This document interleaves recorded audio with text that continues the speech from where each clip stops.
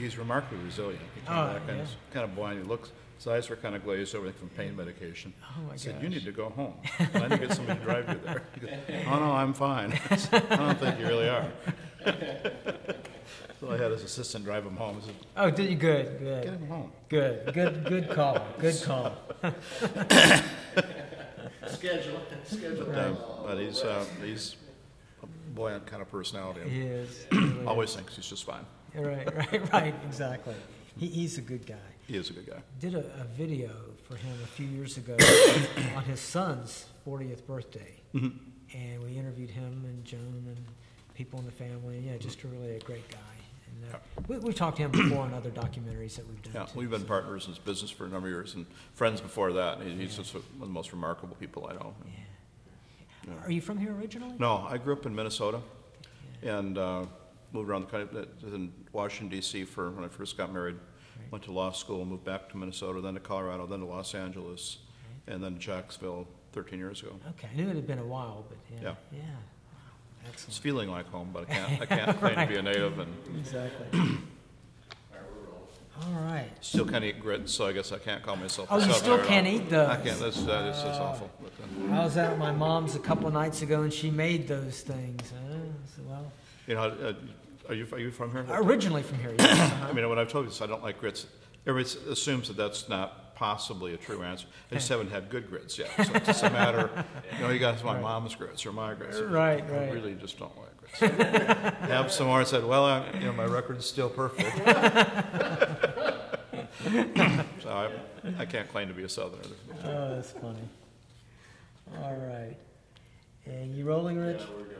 All right, Steve, if you're ready, I think we're ready. All right.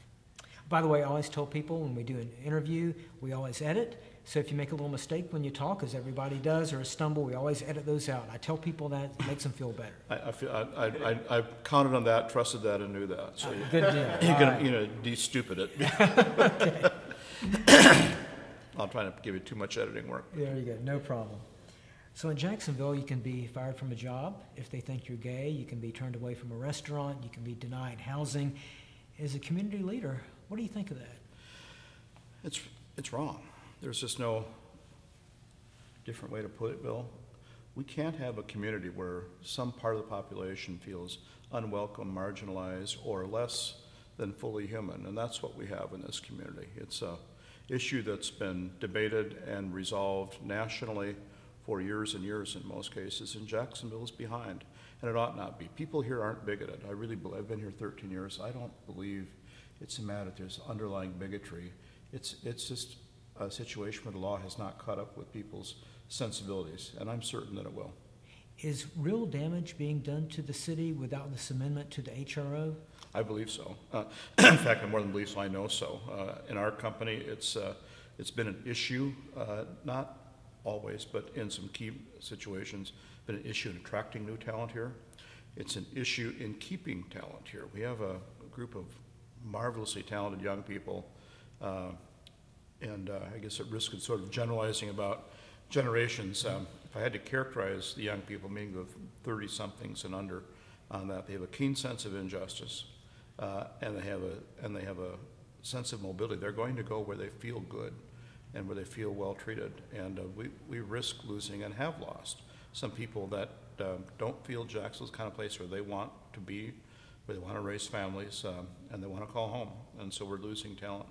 And beyond that, people that aren't directly affected, that do stay here, feel a bit poorer as a result of it. They see what's happening to their colleagues and their friends, and they don't like it. So they may not vote with their feet, but they have a less of a sense of commitment and connection to the community, and that's a loss too. Is Jacksonville losing business right now? It's hard to say if it's losing business precisely. I suspect that to be true, but I can't point to a particular example. But I know it's a factor in how businesses evaluate where they expand. It's a factor in where they decide to relocate. It's a factor in how they think about talent acquisition, which in the end is the most important thing for anybody in my position, CEOs. They need to be in a place where they think they can get talent. They don't like going to places where there are any impediments to the acquisition and retention of great talent. So they look for places that are diverse, that are open, that is important? Absolutely important. first and most, first in terms of priority is certainly education. You have to have a good education system, but beyond that, it needs to be a place that is welcoming to talent of all kinds. And most companies value diversity. We do, and I think most companies do. There's a reason why overwhelming majority of large corporations have policies that protect gay and lesbian employees, because it works and it matters, and it wouldn't happen otherwise. So it is a factor. It's a factor in how businesses evaluate coming to Jacksonville. So what message is sent when the city council last year votes down an amendment to the HRO, including gay, lesbian, and transgendered people? It's a hard message and a bad message, and it was something I feared when we, as a group, began to push for this. We realized it would be worse for there to be a vote and have it be negative than to have it not come up at all, because it drew attention to the city. It was a risk we ran because we thought it was the right thing to do, but it's also a risk that was realized. We sent a message. I got correspondence from colleagues all over the country that took note of this, usually expressing a great deal of surprise that first, Jacksonville hadn't resolved this a long time ago, and second, that the vote was negative. We caused damage to our community through that vote. Your colleagues, possibly other CEOs, might consider moving a company one day. Other CEOs, other business leaders, other political leaders, just people that are influential in their own orbits, and they do think about where they might expand. And Jacksonville has a lot of great attributes, and it's on everybody's short list. Getting to number one, though, requires you to not have really very many, if any, reasons to not relocate. And this becomes one of those negatives that you don't need to have and ought not have. It made Jacksonville look bad. Pardon? It made Jacksonville look bad. It did. It continues to make Jacksonville look bad. It's an embarrassment to me. It's an embarrassment to our company, and it seems to me so utterly pointless. I have a law why we need to protect a right to discriminate against a part of our citizenry. This makes no sense to me at all. I don't understand the basis for this. I don't understand the opposition. There's a reason why almost every major city has already crossed this bridge, because it's the right thing to do. Has your company lost any talent? Has anyone said when they found this out, I'm not sure I want to be here? It's a factor. I wouldn't go so far as say it's the only factor, but it's how people evaluate where they want to live. And when people leave the company, we always do exit interviews and ask them, what things don't they like about it? And this has come up more than a few times. What do they say? They think it's an indicator. They see it as an indicator of the kind of community that we live in, of tolerance, of respect and celebration of diversity, and they see that as lacking in this community. And we are blessed with some wonderfully talented, bright people, but talented, bright people have options. And a few have exercised their option, and this has been at least a factor for several of them.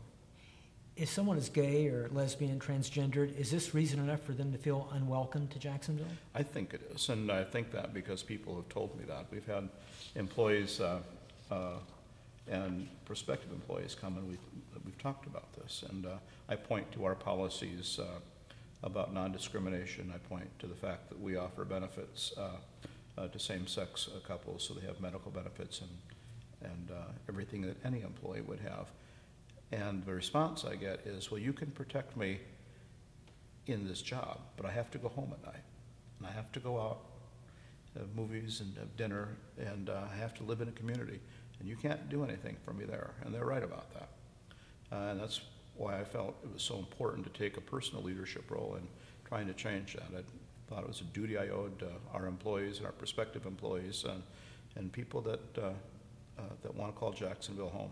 Have you lost talent because of this? Mm-hmm. We have. There's no question in my mind. And they've told you flat out that's the reason? They said, well, it's really the only reason, but it's configured itself into the decision-making process. When you first presented this to the city council back last summer, did all of you think this wouldn't be too tough of a thing? I don't know if everybody thought that. I certainly did. When I was first asked to participate in this, I thought this is a pretty easy lift. It seemed so logical and so compelling and so consonant with the times. As thought attitudes on this have shifted decisively in favor of equal protection for people based on sexual orientation and identity. And polls support that.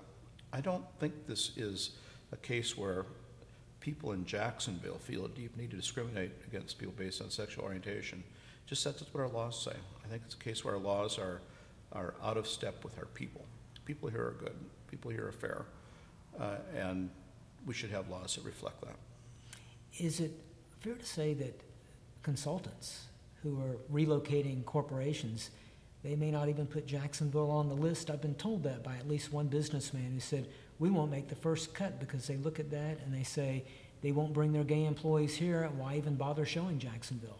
I don't know. I don't have any personal knowledge of that's happening. I do know it's a factor that gets brought into site selection consultants, and that's something that I care about. And depending on the kind of company that's relocating, that can rise to a level of importance. But I can't point to a case where we didn't even make a long list because of that. But it's possible. Do you see the other side of the argument at all? It's a really good question, Bill. I try really hard to be empathic and to seek to understand before you step out on something. And usually you can. Usually it's not hard to understand both sides of the argument. This one I really struggle with. My religious orientation is Roman Catholic, not noticeably warm toward, and certainly in terms of the Defense of Marriage Act and things like that. But my conservative church is foursquare behind the idea we should not discriminate against people based on sexual orientation. So I just have a hard time seeing this on any basis. All the law, all the ordinance said was we don't discriminate based on sexual orientation and identity. That's all. And saying no to that means somebody felt it was important to preserve a right to discriminate, and I don't understand that.